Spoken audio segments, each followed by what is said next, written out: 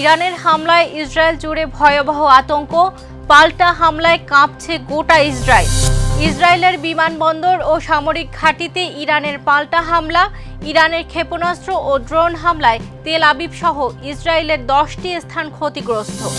মধ্যপ্রাচ্যের সংঘাতে যুক্তরাষ্ট্রকে জড়ালেন ট্রাম্পের নির্দেশে ইরানে হয়েছে মার্কিন হামলা।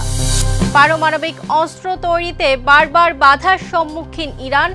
প্রশ্ন উঠছে, এত বাধার মধ্যে কি পারমাণবিক অস্ত্রের মালিক হতে পারবে দেশটি? ইরান ও ইসরায়েলের সংঘাত আরও বিস্তৃত আকার নেয়। ধারণা করা হচ্ছে যে কোনো সময় হতে পারে তৃতীয় বিশ্বযুদ্ধ, যা মানব ইতিহাসে আল মালহামা নামে পরিচিত এক সর্বনাশা যুদ্ধেরই পূর্বাভাস হতে পারে। এ কারণেই অনেকে ইরান ইসরায়েল যুদ্ধকে কিয়ামতের আলামত দাবি করছেন।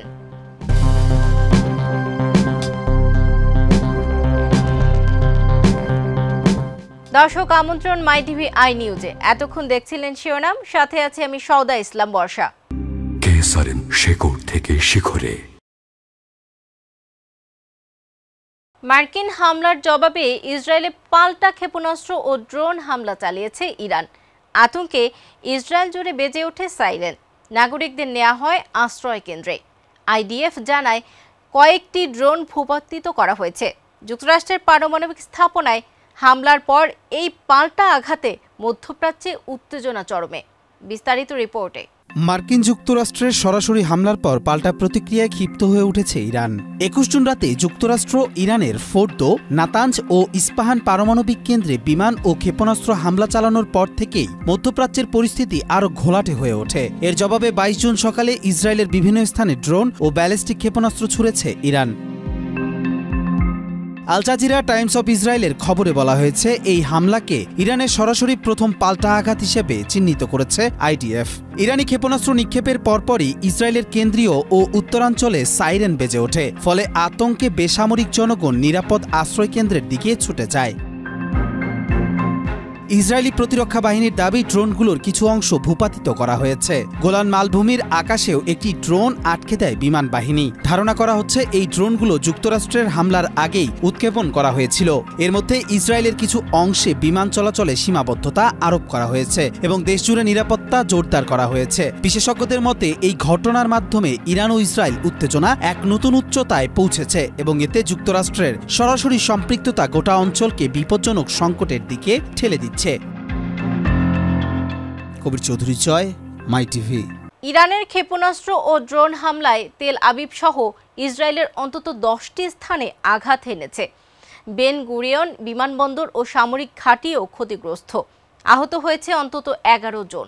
ইসরায়েল জুড়ে আতঙ্ক ছড়িয়ে পড়েছে। ইসরায়েলি বিমান সংস্থা ইসরায়েল 7 জুলাই পর্যন্ত সব ফ্লাইটের টিকিট বিক্রি স্থগিত করেছে। বিস্তারিত রিপোর্টে। ইসরায়েলের বিমানবন্দর ও ঘাঁটিতে পাল্টা হামলা করেছে ইরান, আর তাই ক্ষেপণাস্ত্র হামলায় বন্ধ ইসরায়েলের বেন গুরিয়ন। এছাড়াও ইসরায়েলের সব ফ্লাইট স্থগিত করা হয়েছে। মার্কিন হামলার পাল্টা জবাব দিতে ইসরায়েলের ভেতরে বিস্তৃত হামলা চালিয়েছে ইরান। দেশটির Islamic revolutionary guard corps IRGC নিশ্চিত করেছে, এই হামলায় ইসরায়েলের বেন গুরিয়ন আন্তর্জাতিক বিমানবন্দর এবং গুরুত্বপূর্ণ গবেষণা কেন্দ্র, সামরিক ঘাঁটি ও নিয়ন্ত্রণ কমান্ড সেন্টারগুলোকে লক্ষ্য করে ক্ষেপণাস্ত্র নিক্ষেপ করা হয়েছে। তেহরান জানিয়েছে, এই অভিযানে ব্যবহৃত হয়েছে উভয় প্রকারের তরল ও কঠিন জ্বালানি চালিত দূরপাল্লার ক্ষেপণাস্ত্র।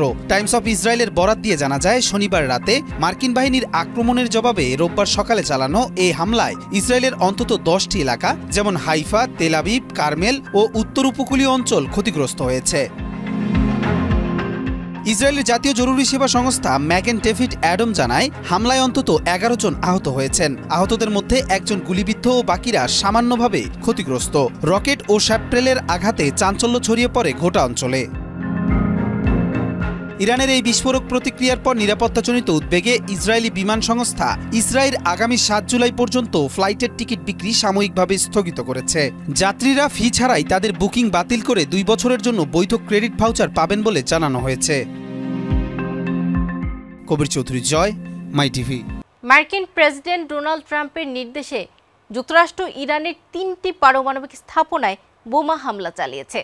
হামলার খবর ট্রাম্প নিজেই সামাজিক মাধ্যমে জানিয়ে বলেন, সব উড়োজাহাজ নিরাপদে ফিরেছে, এখন শান্তির সময়। শুরুতে দ্বিধায় থাকলেও পরে ট্রাম্প হামলার সিদ্ধান্ত নেন। গোপন এক সূত্র জানায় ইসরায়েল হামলার বিষয়টি আগে থেকেই জানত। বিস্তারিত রিপোর্টে। ডোনাল্ড ট্রাম্পের নির্দেশে এবার ইরানে হামলা করেছে যুক্তরাষ্ট্র, আর এতেই মধ্যপ্রাচ্য সংঘাতে সরাসরি জড়িয়ে পড়ল দেশটি। শুধুই কি ইসরায়েলকে বাঁচাতে সংঘাত, নাকি এর পেছনে মার্কিনী কোনো স্বার্থ রয়েছে, তা এখন সবচেয়ে চর্চিত। মার্কিন প্রেসিডেন্ট ডোনাল্ড ট্রাম্প ঘোষণা দিয়েছেন যুক্তরাষ্ট্র ইরানের 3টি পারমাণবিক স্থাপনায় বোমা হামলা চালিয়েছে। হামলার টার্গেট ছিল ফার্দো, নাতাঞ্জ ও ইস্পাহান, যার মধ্যে ফার্দোতে সবচেয়ে বেশি বোমা ফেলা হয়েছে। হামলার খবর তিনি নিজেই ওয়াশিংটনের সময় রাত 8টার কিছু আগে সামাজিক মাধ্যমে জানান। ট্রাম্প বলেন, সব উড়োজাহাজ ইরানের আকাশসীমার বাইরে নিরাপদে ফিরেছে। এটি কেবল যুক্তরাষ্ট্রই করতে পারে। এখন শান্তির সময়। একটি গোপন সূত্র জানায় হামলার বিষয়টি আগেই জানত ইসরায়েল। ট্রাম্প পরে নেতানিয়াহুর সঙ্গেও কথা বলেন। তবে শুরুতে ট্রাম্প দ্বিধায় ছিলেন যুক্তরাষ্ট্র সরাসরি যুদ্ধে জড়াবে কিনা। ট্রাম্প কূটনৈতিক সমাধান চান বলেও জানান, তবে ইরানের পক্ষ থেকেই ইতিবাচক সাড়া না পাওয়ায় তিনি বিরক্ত হন। ট্রাম্পের দল সন্দেহ করে ইরানি কর্মকর্তারা আদৌ সর্বোচ্চ নেতার প্রতিনিধিত্ব করছে কিনা। এদিকে 13 জুন ইসরায়েল যখন ইরানে প্রথম হামলা চালায়, তখন যুক্তরাষ্ট্র সরাসরি সাড়া দেয়নি, বরং পররাষ্ট্রমন্ত্রী মার্কো রুবিও কেবল সাধারণ বিবৃতি দেন। তবে পরে যখন দেখা যায় ইরানের অভিযান সফল, তখন ট্রাম্প সেই মিশনের কৃতিত্ব দাবি করেন। ট্রাম্প প্রশাসনের ইরানে সরাসরি হামলায় মধ্যপ্রাচ্যে নতুন উত্তেজনার জন্ম দিয়েছে। ইসরায়েলের সঙ্গে ঘনিষ্ঠ সমন্বয়, হোয়াইট হাউসে অভ্যন্তরীণ দ্বন্দ্ব, কূটনৈতিক উদ্বেগের ব্যর্থতা, সব মিলিয়ে এই পদক্ষেপ ভবিষ্যতের জন্য বড় ধরনের সংঘাতের ইঙ্গিত দিচ্ছে। নাজমা, মাই টিভি। বিশ্বে আজ হাতে গোনা কয়েকটি দেশ পরমাণু অস্ত্রের মালিক। যুক্তরাষ্ট্র, রাশিয়া, চীন, যুক্তরাজ্য, ফ্রান্স, ভারত, পাকিস্তান ও উত্তর কোরিয়ার নাম তালিকায় রয়েছে। এছাড়া ইসরায়েলের পরমাণু অস্ত্র আছে বলে ব্যাপকভাবে বিশ্বাস করা হলেও দেশটি কখনো তা আনুষ্ঠানিকভাবে স্বীকার করেনি। এমন বাস্তবতায় প্রশ্ন উঠেছে, যখন এতগুলো দেশ পারমাণবিক অস্ত্রের অধিকারী, তখন ইরান কেন নয়? এই প্রশ্নের জবাবে অনেকেই 1968 সালের পরমাণু নিরস্ত্রীকরণ চুক্তির কথা তুলে ধরেন। এই চুক্তির মূল কথা ছিল, যেসব দেশ 1967 সালের আগে পারমাণবিক অস্ত্র তৈরি করেছে, কেবল তারাই তা রাখতে পারবে। বিস্তারিত রিপোর্টে। বিশ্বের একাধিক দেশ পরমাণু শক্তিধর দেশ হলেও ইরানের বেলায় কেবল বাধার উপর বাধা। কিন্তু কেন এই বাধা? অজানা কোনো আশঙ্কা, মসনদ হারানো, নাকি গোপন কোনো কৌশল? অন্তরালে রয়েছে কোন রহস্য? বিশ্বে হাতে গোনা কয়েকটি দেশ, যুক্তরাষ্ট্র, রাশিয়া, চীন, যুক্তরাজ্য, ফ্রান্স, ভারত, পাকিস্তান ও উত্তর কোরিয়া এখন পরমাণু অস্ত্রের মালিক। ইসরায়েলের পারমাণবিক অস্ত্র থাকার ব্যাপক বিশ্বাস থাকলেও তারা কখনোই আনুষ্ঠানিকভাবে তা স্বীকার করেননি। কিন্তু প্রশ্ন উঠেছে, এই দেশগুলো পারলে ইরান কেন পারবে না? এই প্রশ্নের জবাব লুকিয়ে আছে 1968 সালের পরমাণু নিষ্ক্রিয়করণ চুক্তি এনপিটিতে। চুক্তি অনুযায়ী কেবলমাত্র 1967 সালের আগে যারা পরমাণু অস্ত্র তৈরি করেছে তারাই সেটির মালিক হতে পারবে। বাকি সব দেশ শুধুমাত্র শান্তিপূর্ণ বেসামরিক উদ্দেশ্যে পরমাণু শক্তি ব্যবহার করতে পারবে।